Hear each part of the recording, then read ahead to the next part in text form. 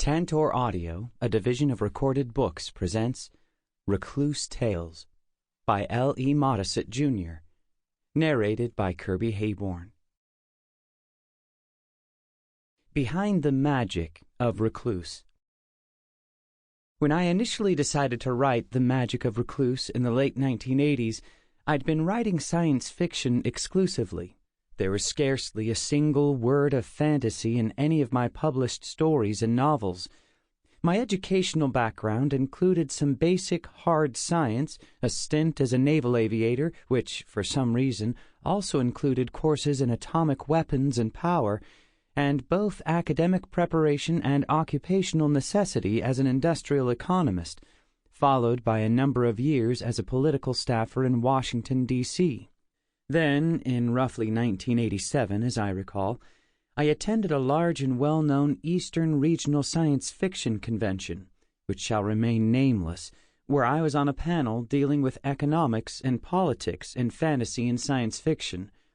The comments of both the other authors, all fantasy writers, and the audience were truly a revelation, because it struck me that economics, politics, and hard science were foreign subjects to many of them. As an aside, I will admit that the situation has improved greatly since then. Because it was my first convention, and because I was caught somewhat unaware, I was less than politically and socially astute. In fact, I conveyed a certain dismay about the lack of concern about economic, political, and technological infrastructures in various fantasies then being written and published in the field. The clear but muted reaction of those others on the panel to my comments was to suggest that I, as a science fiction writer, had a lot to learn about writing fantasy. In fact, some comments even intimated that it would be a rather chill day in the theological nether regions before I ever published a fantasy novel.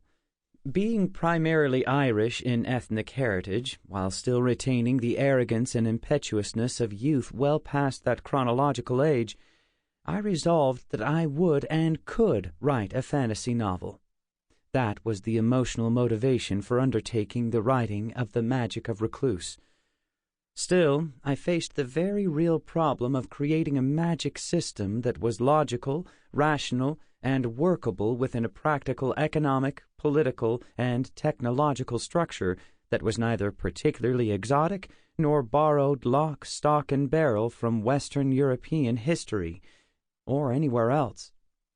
Most fantasy epics have magic systems. Unfortunately, many of them, particularly those designed by beginning authors, aren't well thought out, or they're lifted whole from either traditional folklore or gaming systems, and may not exactly apply to what the author has in mind. While I had a fairly solid grounding in poetry and actually had a number of short poems published in small literary magazines, and despite my obvious love of word and rhyme, I had great difficulty in accepting the idea that mere chanted spells would accomplish much of anything in a world, particularly in any world about which I wanted to write. As a result, I began by thinking about some of the features and tropes of traditional fantasy. One aspect of both legend and folklore that stuck out was the use of cold iron to break fairy magic, even to burn the creatures of fairy or to stand against sorcery. Why iron? Why not gold or silver or copper? Not surprisingly, I didn't find any answers in traditional folklore or even contemporary fantasy. Oh, there were more than a few examples, but no real explanations except the traditional ones along the lines of, "That's just the way it works." For some reason, my mind went back to astronomy and astrophysics and the role that nuclear fusion has in creating a nova. In a stellar population 1 star, one initially composed of hydrogen, the nuclear fusion at the heart of the star begins with the fusion of hydrogen atoms to form helium. Once a sufficient quantity of helium is created, after many millions of years, the fusion process begins to fuse helium into a form of beryllium, then lithium. Each of these fusion reactions creates a heavier element and releases energy, what physicists call an exothermic reaction. While my description is a vast oversimplification, this proton-proton reaction continues in the center of the star until the fusion process begins to create iron in large quantities. According to more recent studies I've read, the reaction process only proceeds to the level of producing iron in the most massive of stars because of the high temperatures and pressures required. The proton-proton reaction that produces iron, however, is different because it is an endothermic reaction. That is, it does not produce excess energy, but requires additional energy to complete the fusion. In the larger and more massive stars where this occurs, the buildup of iron in the stellar core results in a shrinkage and a cooling of the core until the point when the outer layer collapses upon the relatively cooler core and then explodes outward, creating a nova or a supernova, according to some astrophysicists. At the same time, the fact that metals such as copper or silver conducted heat and electrical energy suggested that they were certainly less than ideal for containing electrical energy. Gold and lead, while far heavier than iron, do not have iron strength, and other metals are too rare and too hard to work, particularly in a low-tech society. At this point, I had a starting point for my magic system. I couldn't say exactly what spurred this revelation, but to me it certainly made sense. Iron can absorb a great amount of heat. If you don't think so, stand on an iron plate barefoot in the blazing sun or in the chill of winter. Heat is a form of energy. In fantasy, magic is a form of energy. Therefore, iron can absorb magic and, by doing so, bind it. But how would such a magic system actually work? At that point, I began to think about order and chaos. As I saw it, order is the structure of the universe, and chaos is the power source. Energy is often created, for example, when a structure is destroyed, as in the case of a fire burning a log. In a simplistic sense, what is left afterwards is heat and less structured matter. Even in the case of nuclear fusion, there is destruction on which a higher-level order is imposed, and that higher-level order incorporates even more energy. So why wouldn't this also be true of magic? Then I thought about string theory and the idea that the universe is created of tiny infinitesimal strings which comprise fermions and bosons, which include quarks, leptons, and hadrons, which in turn form the components of atoms, which in turn make up the ordinary matter of our world.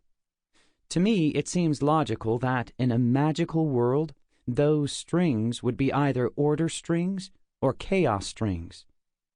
If there were more order strings in this magical universe, they would eventually choke out the chaos strings. And if there were more chaos strings, they would eventually destroy the order strings and leave formless, low-grade energy, exactly what some physicists have predicted will be the eventual fate of our universe.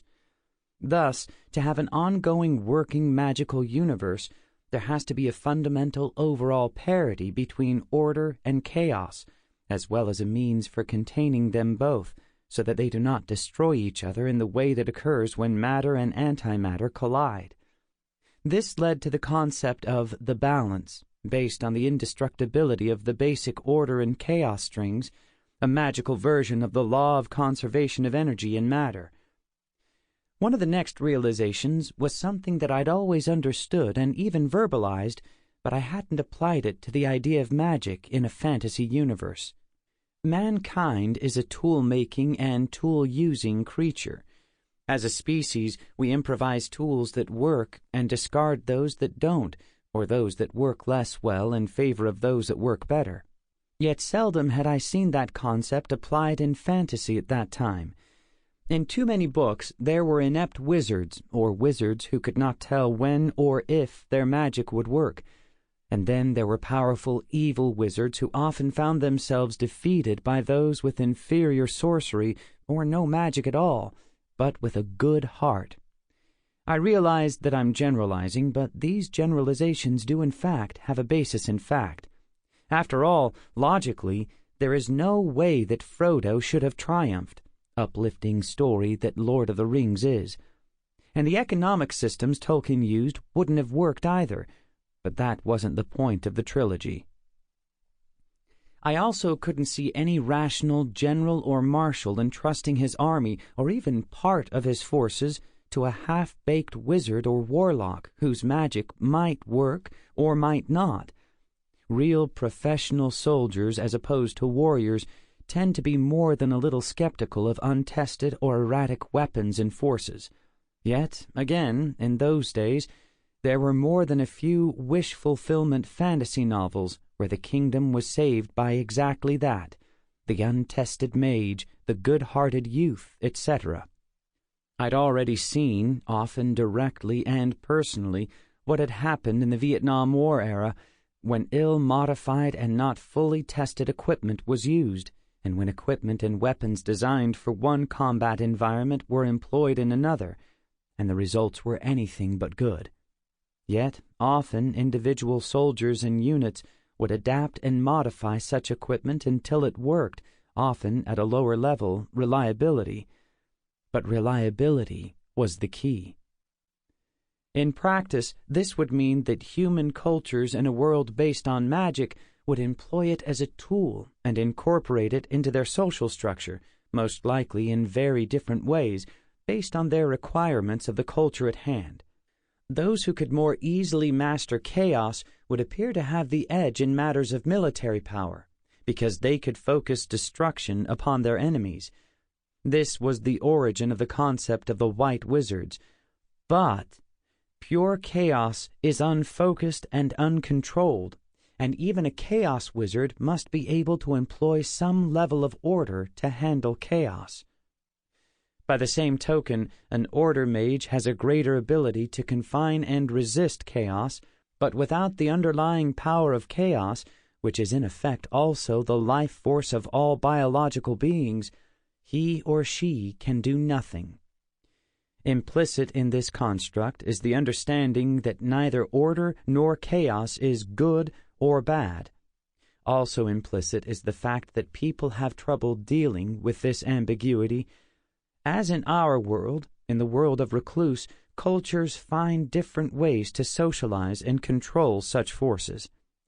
The Council of Recluce effectively bans all use of free chaos, and for much of the history of Recluce, chaos is stigmatized as bad.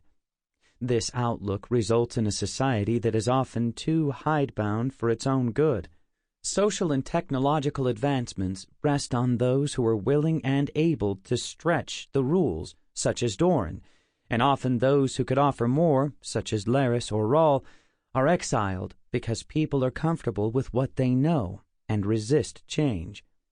On the other side, the Chaos Mages of Fairhaven view the restrictions of Recluce as unworkable and artificial, and they develop a society which institutionalizes what they believe is the controlled and practical use of chaos, but that structure, as in the case of many societal structures, effectively rests on power.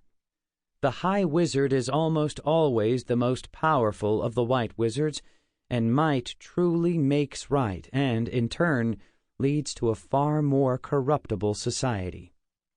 Sayador, on the other hand, attempts to deal with the order-chaos dichotomy by controlling and directing the power of chaos mechanistically through the Chaos Towers and splitting power between three social groups, the mages, the merchants, and the armed forces. This works for a time, but the reliance on mechanical means for amplifying chaos powers creates not only strength, but also a longer-term vulnerability. The Druids of Naklos deal with the potential order-chaos conflict in another fashion, by creating a social structure in which each individual with the ability to handle order and chaos must face an individual trial, which tests the individual's ability to balance, practically and ethically, order and chaos. Failure to pass the test usually results in death. Needless to say, the Druids have great power individually, but there are far, far fewer of them because the costs of failure are so high. The matriarchal society of Westwind uses geographical isolation and a brutally effective compulsory military tradition to protect itself, and effectively exiles all those who would use either order or chaos as a weapon. But as the world becomes more technological, geography also becomes less effective in protecting Westwind.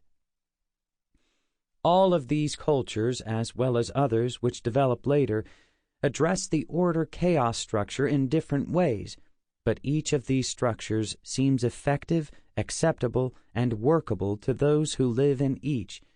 And that was the goal, because I saw and see that anything as basic and powerful as magic has to be a rationalized and structured part of a fantasy culture. And that is the story of the magic behind the magic of Recluce. Over the years, readers have pleaded with me to write a book about the beginning of Sayador. My editor has pleaded that I not do so. In the spirit of compromise, here is a story about one aspect of the founding of Sayador. The Vice-Marshal's Trial. The gray-haired man walked slowly into the receiving hall, his eyes glancing toward the malachite throne. He shook his head, then turned and retreated through the inconspicuous side door to the small private study. There he seated himself. After a time, he opened the green-sheened, silver-covered book, one of a pair, turning pages until he reached the lines that fit his mood. Should I recall the rational stars?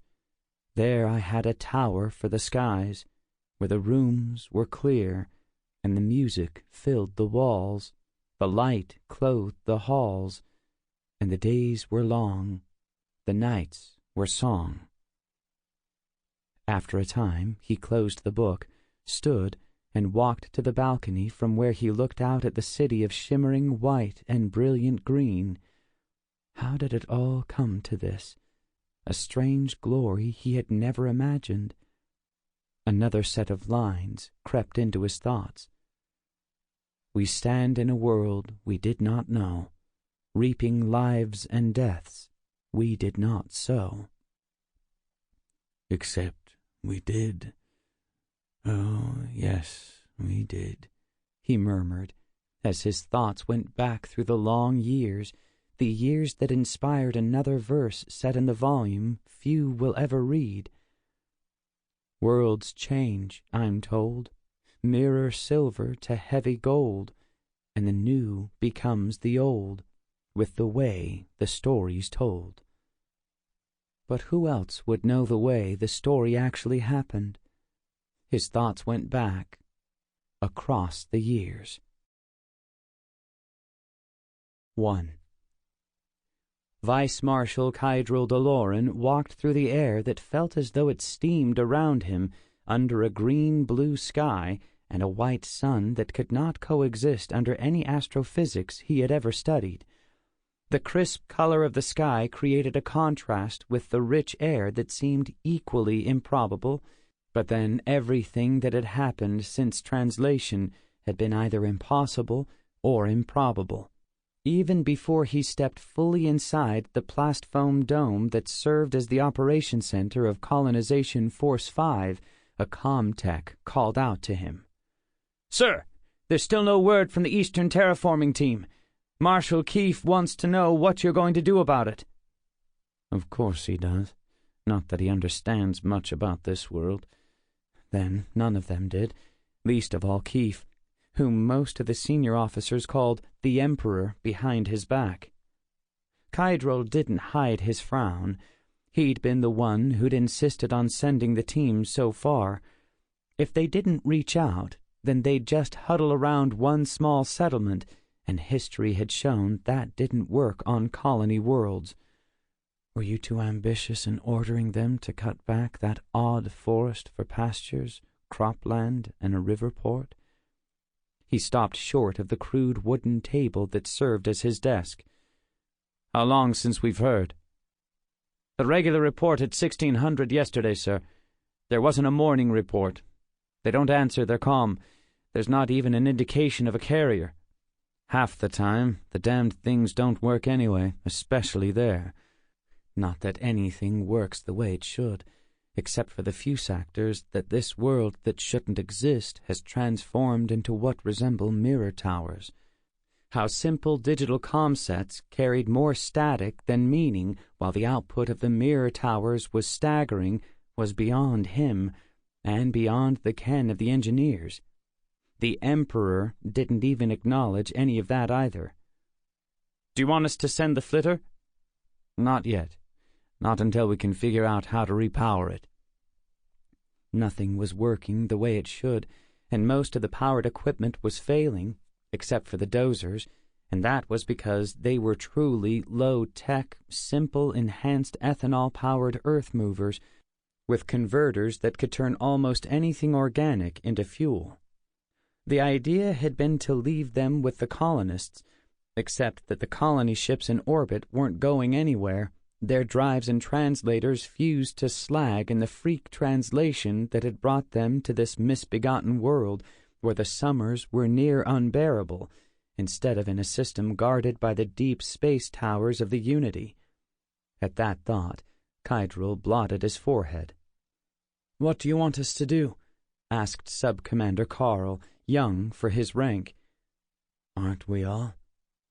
But that was what happened in a war that lasted generations, especially against the Cybrans and their damned United Faith Alliance, although he had to admire their ability.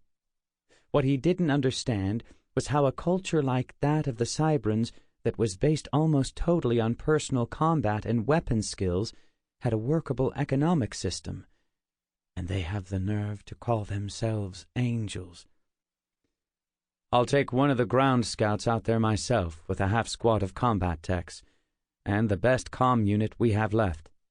The ground scouts were rechargeable, lightly armored personnel carriers, not designed for combat, but certainly well enough protected against local fauna, especially with a top turret gunner able to direct osmiridium expanding shells in a complete circle around the vehicle.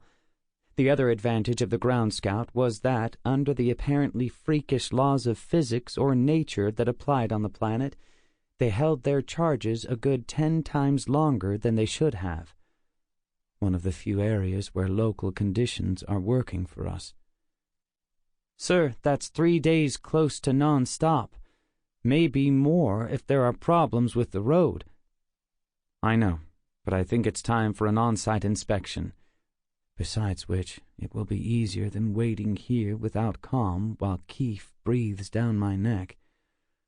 I haven't been out there, and I need to see what the problems are. Besides, everything here is going as well as it can, and Commander Akin is perfectly able to do anything I could do. And it won't hurt to get away from sewers, water lines, reviewing decisions on what gets built where, by whom, all of it, especially arguing with Keefe." He almost laughed. Akin thought that what Kydrel did was so easy. Let him see for himself, especially with all the useless micromanaging from Keefe. "I'll leave a delegation order for him, and a message for the Marshal telling him that I'm personally inspecting. How soon can we leave?" "I'll have the ground scout and combat techs ready in half an hour, sir. Will you need to get your gear?" "I've got a kit bag here." "Yes, sir. I'll let you know." Kydrel nodded and settled behind the table, picking up the tablet that displayed the latest status reports on the various building projects, nodding as he noted that all the initial sewer mains had been laid, and that the biotechs were seeding the modified water lilies and adapted biosphere to deal with wastes before releasing them into the river over the stone sluices designed to give the water a last dose of sunlight. The bay formed a naturally protected harbor, and the land to the north and east of the river was on solid bedrock that sloped gradually uphill in a way that would allow expansion over the years as the city and the colony grew. The same bedrock underlay the land on the west side of the river, but a bridge across it could wait. At present, while the street system had been laid out, all of the colonists remained in the temporary plast foam barracks, although most of them had opted to build their own quarters on streets that, except for the buried waste collection and water systems, were still little more than packed dirt and clay tracks. They were allowed to sign out equipment on a rotating basis, and some dwellings actually had stone walls that were close to chest high, although the engineers were using the fusactor-powered lasers most of the time to cut stone in order to shelter the fusactors from the weather, creating what looked like white stone towers. Kydral had to admit that the stone, something like a cross between alabaster and limestone, except harder, made not only an excellent building material, but an attractive one as well, and there was certainly plenty of it in the hills to the east of the harbor. He frowned as he studied the second report on the tablet, the last one from the Eastern terraforming team. The team had crossed the hills to the east and was reshaping the land bordering the road into gentler contours, as much as they could with the earth dozers, and cutting back the strange forest. They reported the loss of one laser tech who had been killed by a creature that was black like an extinct Terran panther, but larger than either the equally extinct tiger or a lion. What sort of biosphere supports a predator that large? What does it prey on? He used his light stylus to note the question, but he had to concentrate on doing so, as if the device did not want to work unless he was focused on it. Something else to go wrong? With all the reports and details, as well as the message to the marshal, with whom he avoided talking any more than absolutely necessary, it only seemed a few minutes before Sub-Commander Carl announced, "Sir, the ground scout is here." "Good." Kydral flicked his index finger over the tablet, putting it on standby, then stood, pulled the kit bag from under the table, and hurried out of the dome. There was little sense in taking the tablet. The netlink barely covered the area planned for the town that he hoped would one day be a city. Standing outside the dome, he studied the combat techs as they filed into the rear of the ground scout, 6 men and a woman. The woman had brilliant red hair, if cut short, a particular shade that had appeared after the strange ship translation among a handful of officers, crew, and even colonists. There was something about her. As if she had sensed his eyes on her, she turned and looked at him, if but for an instant, far too short a period for such a look to be termed either unprofessional or disrespectful, yet Kydral had the feeling that he'd been assessed and weighed in some fashion. Ridiculous. She barely passed her eyes over you. But that bothered him slightly, too, he had to admit. After all, he was second in command of the colonization force, and the actual force behind most of what had been accomplished. "Sir?"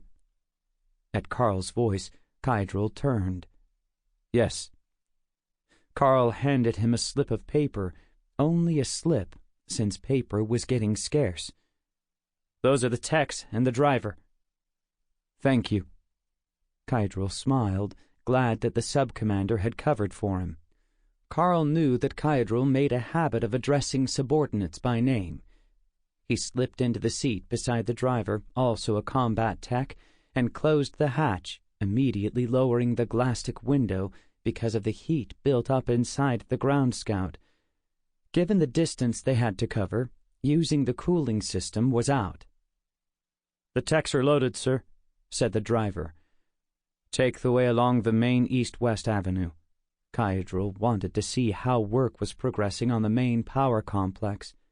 He'd feel happier, he knew, once the fusactors were all shielded in stone. No matter what the engineers said about altered anomalous metal containment, anything that had once been transformed could be altered again, and much already had been a second time by the freak translation. "Yes, sir." The driver turned the ground scout back toward the center of what would soon be, Kydral was convinced, a well-planned and thriving town from which the colonists could extend their efforts to convert a wilderness into a thriving nation capable of adding its capabilities to the rest of the unity. Kydril scanned the roster. Theron, Tech 2, Squad Leader. Bailton, Tech 4. Sample complete. Ready to continue?